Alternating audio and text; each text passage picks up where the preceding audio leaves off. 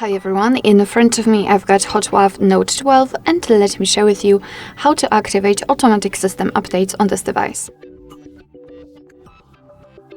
So let's start with opening the settings and then we have to scroll down to the very bottom to find About Phone.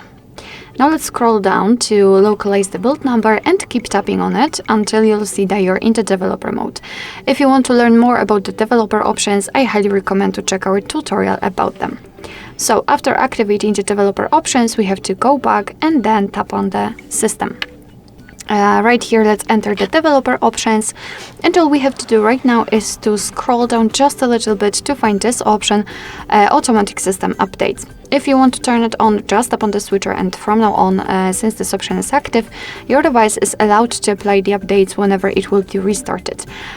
So you do not really have to manually update your device. However, remember about restarting it from time to time, so it will have a chance to actually apply the updates. Of course, you can turn it off the same way.